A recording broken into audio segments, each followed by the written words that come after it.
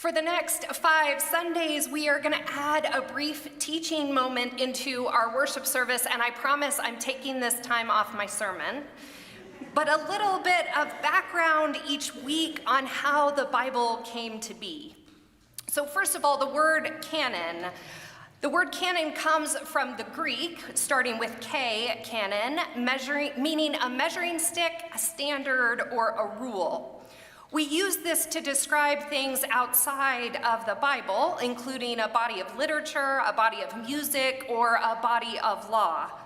When the church speaks of canon, it means a recognized set of authoritative writings, the text that measured up, the ones that communities trusted to tell the truth about the nature of God, known now as our Bible.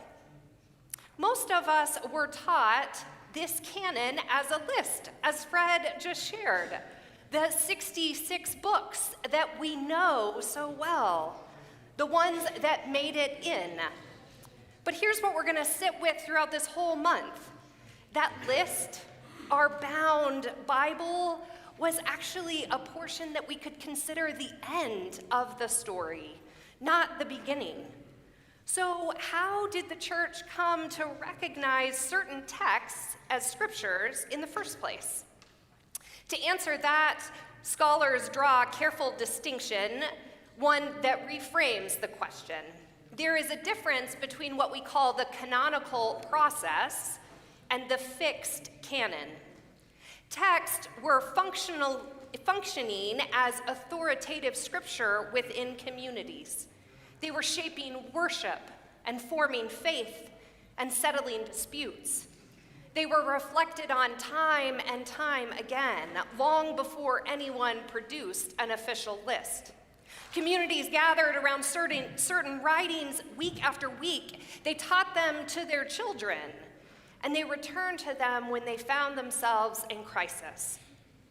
An informal but real authority was being formed, not because someone from on high had declared it, but because something in these texts kept helping people recognize God in their midst.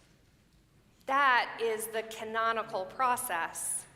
The fixed canon, the Bible that we carry along with us, the official agreed upon list, if it's agreed upon, but we'll get to that at a later date, came centuries later. So consider how this happened on the ground. The stories, laws, and songs that became part of our Bible were passed down orally from generation to generation in ancient Israel for centuries before anyone wrote them. When early Christian communities formed around Jesus' stories, they stepped into that same oral tradition. Historians estimate that literacy in the first century Roman world was at a roughly 2 to 3% overall. Major cities like Rome, Corinth, and Jerusalem may have reached 10 to 15%, but rural regions where Jesus spent much of his time held closer to 1%. Paul's letters were composed in the 50s of the Common Era, and were read aloud to gathered communities as the letters were rewritten and passed from one community to another. The Gospels began arriving later than Paul's letters, Mark in 70 and the others following after that. And they too were read aloud in worship by the few people who could read, or those who knew the story so well they could share it in their own words. These were communities of listeners, not readers. And here is something else worth knowing about these listening communities. The early church was in no hurry to fix these scriptures into a formal list. Most of the first followers of Jesus were apocalyptic thinkers. They believed Jesus' return was imminent and the end of the world was coming. If Jesus was coming back just next year, they didn't need to settle what books were going to go into a formal canon.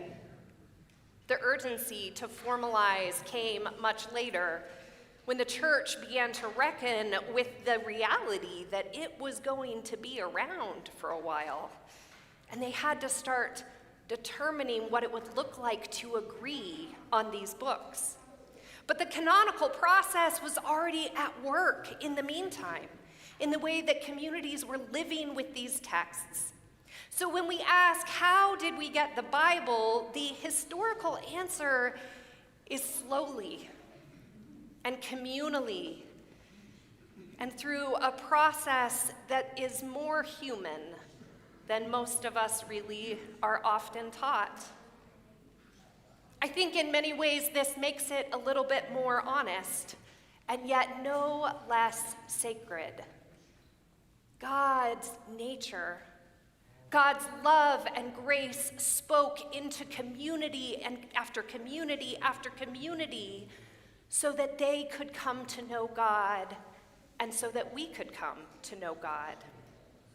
Scripture's authority comes from texts that have been read and tested and argued over and trusted for thousands and thousands of years. That's a different kind of authority, and it's the kind that we'll continue to trace together this month, the kind that we will gather around at the table today.